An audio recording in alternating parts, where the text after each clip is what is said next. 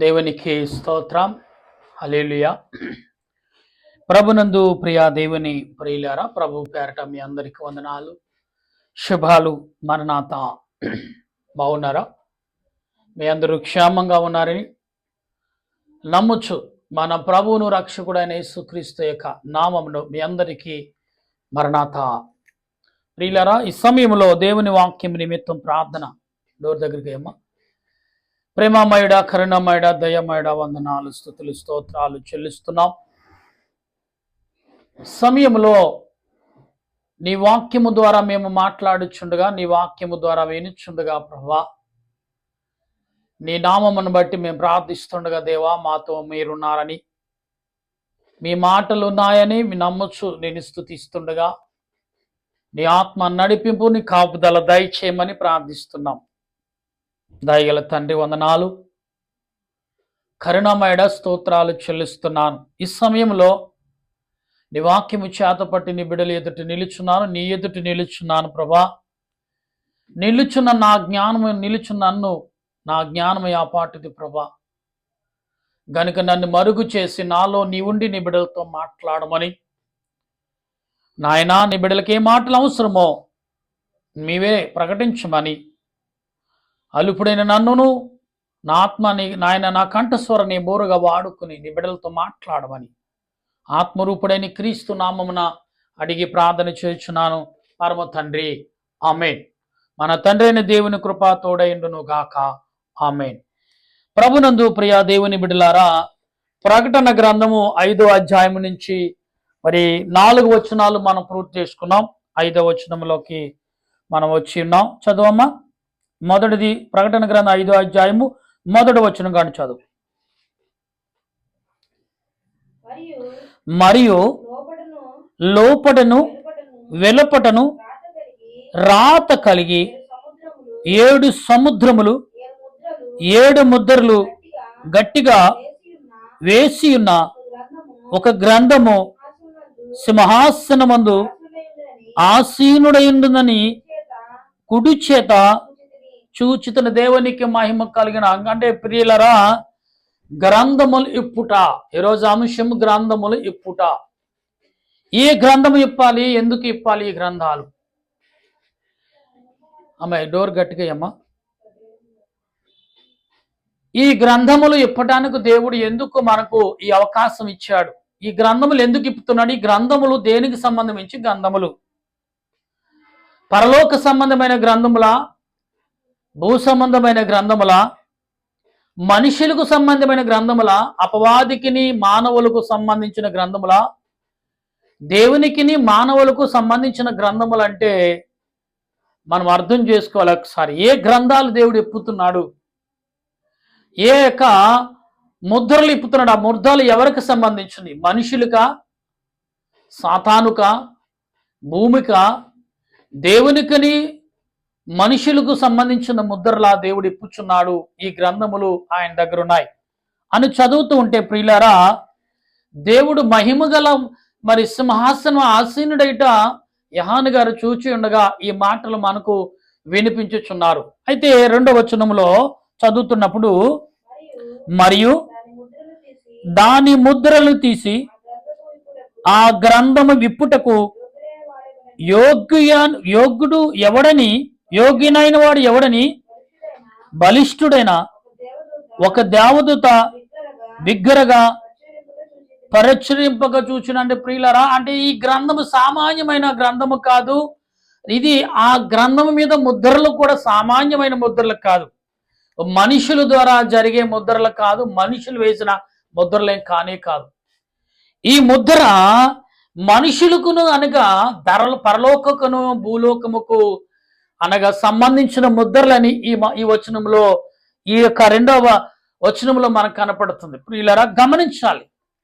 ఈ ముద్రలు పట్టుకునేవాడు, అది ఇప్పుచున్నవాడు ఎవరు అని గమనిస్తూ ఉంటే 3వ వచనంలో చదువమ్మా. అయితే పరలోకమందు గాని, భూమి మీద గాని, భూమి క్రింద గాని ఆ గ్రంథము విప్పుటకైనను చూచుటకైనను ఎవనికిని. దేవునికి స్తోత్రం. ఎవరు ఇప్పాలి ఈ గ్రంథాలు? ఈ గ్రంథాలు ఎవరికి ఎవరి సాపారను బట్టి ఉన్నాయి, ఎవరిని మేలును బట్టి ఉన్నాయి, ఎవరికి ఆశీర్వాదం తెచ్చే గ్రంథాలుగా ఉన్నాయి, లేకపోతే ఈ ముద్రలు ఇప్పటం వల్ల ఎవరికి నష్టం కలుగుతుంది, ఎవరికి మంచి జరుగుతుందంటే ప్రియులారా గమనించాలి. దేవుడి ముద్రలు అసలు ఇప్పే అవసరం లేదనుకున్నాడా, ఇప్పాలని అనుకుంటున్నాడంటే ఇవాళ భూమి ఎలాగుందంటే మహా కటుకుగా, అంటే మండుచున్న అగ్ని వలె మారుతుంది భూమి. ఒకప్పుడు నరకాన్ని చూపించేవారు ఇప్పుడు భూమినే చూపించవచ్చు. ఎందుకంటే సూర్యుడు తన ప్రభావము ఎంతగా చూపిస్తున్నాడు, ఈ భూలోకము ఎంతగా వేడిని పొందుతుంది, ఈ ప్రజలు ఈ చేస్తున్న పనులకు భూమి ఎలాగా మండుతుంది అనేది మనం చూస్తున్నాం. కానీ ఆ మండుచున్న దానికి అంటే ఏ ముద్రల దేవుడు ఇప్పబోచున్నాడు, ఈ ముద్రల ఇప్పుచున్న ఎవడునో చాలనేరడు అంటే మనుషులు ఎవడును అండి అనే మాటను సంబోధించాడంటే మనుషులు నిమిత్తమే. మనుషులు ఆ ముద్రను ఇప్పకుండా లేదా ముద్రను చేత పట్టుకునే శక్తిమంతులు ఎవరైనా ఉన్నారా అని దేవుడు ఆనాడు కాలంలో పరీక్షించాడు. కాబట్టి ఆనాడు కాలం ఉన్నారు కాబట్టి వారిని తీసుకెళ్లి పరలోకంలో పెట్టి ఉన్నాడు.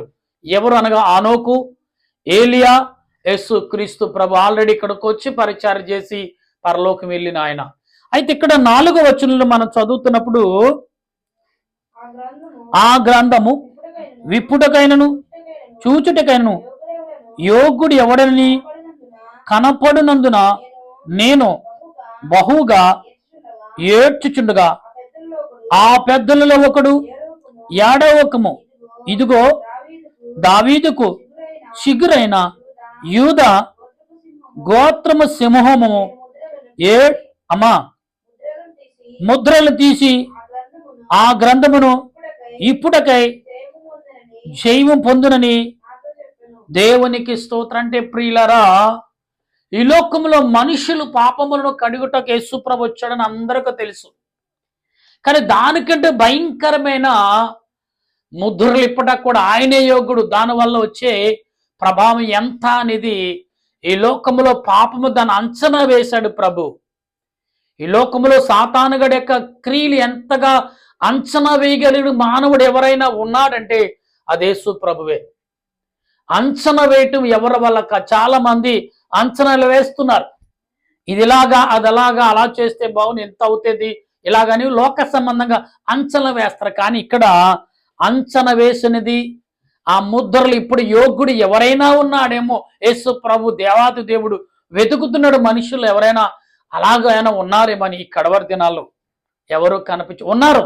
ఎలాంటి వారంటే లోకాన్ని లోబర్చుకునేవారు, లోకమును ఆకర్షించుకునేవారు, లోకములో పేరులు పొందేవారు, లోకములో బలాన్ని సంపాదించుకునేవారు అన్నారు తప్ప ఆ లోకములో పరలోకములో ఈ ముద్రలు ఇప్పటికి ఎవరికి యోగుడు లేడు, శక్తిమంతుడు లేడు.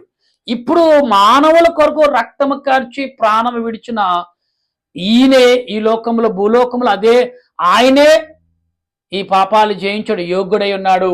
అక్కడ లోకంలో కూడా సింహ యొక్క చూడండి, దేవుని యొక్క సింహం యొక్క గోత్రం అనగా యేసు ప్రభువే ఆ ముద్రలు ఇప్పిన వాడుగా ఉన్నాడనిది ఈ వచనాన్ని బట్టి మనం గమనించవచ్చు.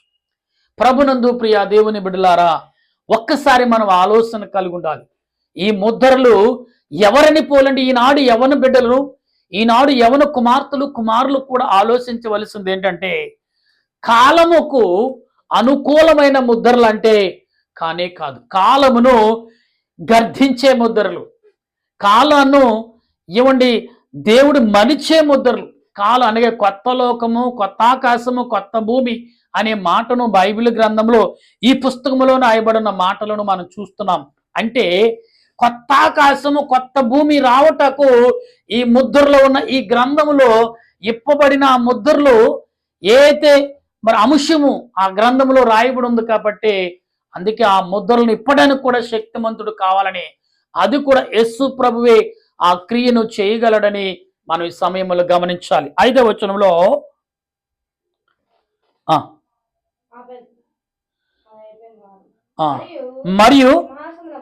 మరియు సింహాసనమునకును ఆ 4 జీవులకును పెద్దలకును మధ్యను వధింపబడినట్లును గొర్రెపిల్ల నిలిచిండుట చూచితిని. ఆ గొర్రెపిల్లకు 7 కొమ్ములను 7 కన్నులు ఉండెను. ఆ కన్నులు భూమి అంతటికి పంపబడిన దేవునికి స్తోత్రం. అంటే నేను అంటాను, ఈ యొక్క వధించబడిన గొర్రెపిల్ల పరిశుద్ధాత్మ దేవుడు అందిస్తున్నాడు కాబట్టి ఈ మాటను మీకు వివరిస్తున్నా. ఆదిలో ఆదాము అబ్రహాము కుమారుడైన ఇస్సాకును బలిచ్చేటప్పుడు అబ్రహాము ఒక బలిచ్చాడు. అది ఆదిలో మొదటగా వధించబడిన గొర్రెపిల్ల. ఆ గొర్రెపిల్ల వధించబడిన గొర్రెపిల్ల ఇప్పుడు ఆ ముద్రలు ఇప్పుడాకు వచ్చి సిద్ధపడింది అనేది నేను నమ్ముచున్నాను. ఎందుకంటే ఆదిలో దేవుడు తన సృష్టిని యావత్తును పరిశుద్ధపరచటకు అబ్రహాముని ఎలాగ నియమించుకున్నాడో తన కుమారుని కూడా పరిశుద్ధాత్మ ద్వారా బలపరచుని వాడైనాడు ఇస్సాకు ద్వారా వచ్చిన పిల్లలు యాకోబు ఎలాగూ సాధించాడో, ఏసేబు ఎలాగూ నడిచాడో మనకు అందరికీ తెలిసిన విషయమే. అయితే ఇక్కడ ఈ పరలోకీకర ఈ కడవరి దినాల్లో ఈ 7 ముద్రలు ఈ గ్రంథమును విప్పుటకును తెరిచుటకు యోగ్యుడు ఎవడు అంటే వధించబడిన గొర్రెపిల్లే అనే మాటను వింటున్నాం. అంటే యేసు ప్రభు 2 రకములుగా మనకు కనపడు. ఒకటి ఆదిలో దేవుడు పరిశుద్ధాత్మ దేవుడు ఆదిలో అబ్రహాము కుమారుని ఇస్సాకు కొరకు మొదటగా బలయ్యారు. రెండోసారి యావత్ మానవుల కొరకును వారు చేసిన పాపముల కొరకును రెండోసారి బలయ్యారు. మూడోసారి కూడా ఆయన చేస్తున్న మహా బలమైన ప్రయత్నం ఏదంటే 7 ముద్రలు ఇప్పడం సామాన్యమైన పని కాదు.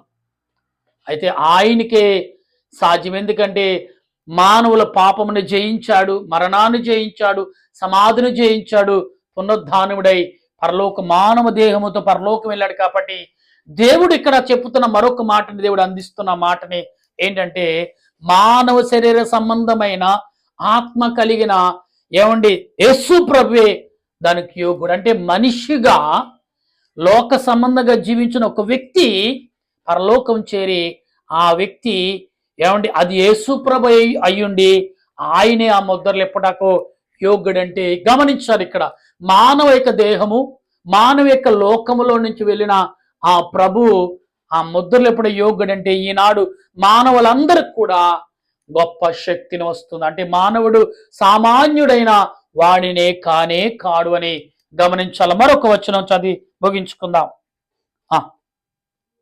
ఇన్నమ్మా, ఆయన వచ్చి సింహాసనమందు ఆసీనుడైండునని కుడి చేతిలో ఉండి ఆ గ్రంథమును తీసుకునేను. అంటే ఈ గ్రంథమును తీసుకుంటకు ఆయన సింహాసనం అంటే ఒక న్యాయాధిపతిగా నిలబడ్డాడు. అది మనుషులకు సాతానుకు జయించేవాడిగా నిలబడ్డాడు. ఇప్పుడు ఆ గ్రంథం ఇప్పితేనే తప్ప మనుషులకు విముక్తి ఉండదని దేవదేవుడు గ్రహించాడేమో, అందుకే ఆ గ్రంథాన్ని ఆయనకు అప్పగించాడేమో. అందుకే ఆ గ్రంథం యొక్క ముద్రలో ఇప్పే ఒక్కొక్క ముద్ర ఒక్కొక్క క్రియనే చేయగల ముద్రలుగా ఉన్నాయి. ప్రియులారా గమనించండి. ముద్రలు ఇప్పుట అన్నాను, గ్రంథం ఇప్పుట అంటే దేవుడు ఆ గ్రంథములో ఉన్న మాటలు మనకేమి చెప్పబోతున్నాడు. ఇవన్నీ యోహాను గారు బైబిల్ గ్రంథములో చూచినట్లుగా మనకు కనబడుతుంది. ప్రియులారా గనుక ఈ ముద్రలు విప్పుటకు ఆయన సిద్ధపడ్డాడు. ఎంత బలము కావాలి, ఎంత శక్తి కావాలి అంటే గమనించండి. మానవ దేహము భూలోకములో ఉంటూ పాపాన్ని జయిస్తూ ఆ మానవ దేహము ఈరోజు ఎంత బలాన్ని సంపాదించుకుంది ఈ భూలోకంలో అంటే చూడండి. మానవ యొక్క శక్తి కలిగిన పాపములు అంటే భూలోకములో ఉన్న పాపమును అంతము చేసే శక్తి ఆయన కలిగి ఉన్నాడు భూలోకంలో. అలాగే ఈ భూలోకములో ఉండి ఆయన పరలోకం ఏమి తీసుకెళ్ళాడంటే దేహాన్ని తీసుకుని వెళ్ళాడు. ఈ ఆత్మగా వెళ్ళేదైనా దేహాన్ని అలంకరించుకుని ఈ దేహములతో అక్కడ కూడా ఈ దేహముతో పాటు మీ మధ్యన ఎలాగది శరీర సంబంధంగా మీ మధ్యన నడిచానో ఏ క్రియలని చేశానో అక్కడ కూడా పరలోకంలో ఉండి ఇదే దేహముతో ఇదే శరీరముతో మానవ యొక్క రూపముతో ఆ క్రియలు చేయగలనని దేవదేవుడు సూచించినట్లుగా మనకు కనబడుచుంది. ప్రభునందు ప్రియులరా, ఈ సమయంలో దేవుని వాక్యం వింటున్న మనమందరము కూడా ఆ ముద్రలు మన నిమిత్తమే అని ఎవరికి వాళ్ళు అనుకోవాలి. ఆవేశముతో కోపముతో అనేకమైన పనులు చేస్తున్నామే. ఆ ముద్రలకు మనము యోగ్యులమైపోతున్నాం. ఆ ముద్ర ఇప్పే శక్తి మన దగ్గర ఉన్నప్పుడు ఉంది కూడా, కానీ సాతానుగాడు దాని జోలికే వెళ్లకుండా చేస్తున్నాడు. జాగ్రత్త. అలా ముద్ర అంటే ఏంటో తెలుసుకునే ఆలోచనే రానవట్లేదు వాడు మనకి. ఆ ముద్ర ఎందుకుంది, దేవుడు ఎందుకు సృష్టించాడు ఆ ముద్రలను, 7 ముద్రలను, ఆ గ్రంథాన్ని ఎందుకు దేవుడు మనుషుల మధ్యకు తెచ్చి ప్రకటిస్తున్నాడు అని ఆలోచన రాకుండానే సాతానుగాడు చేస్తున్నాడనేది గమనించి, సెల్ ఫోను ఇలా అనేక రకాలుగా మనుషుల మధ్యన ఏలుతుంది. కానీ ఈనాడు మనుషులు మాత్రం పాటి ఆలోచన లేకుండా ఉన్నారు. గమనించండి, ఎంతో దుఃఖపడే మాటలు. ప్రియులారా, పిల్లలు, యవన బిడ్డలు, యవనస్తులు వినండి, ఒకసారి ఆలకించండి. ఈ మాటలు వినటం వలన మీకు మేలే తప్ప కీడు కాదు. దేవుడు ఆ ముద్రలు ఇప్పి యోగ్యత నీకు ఇచ్చాడు, కానీ నువ్వు సంపాదించుకోలేదు.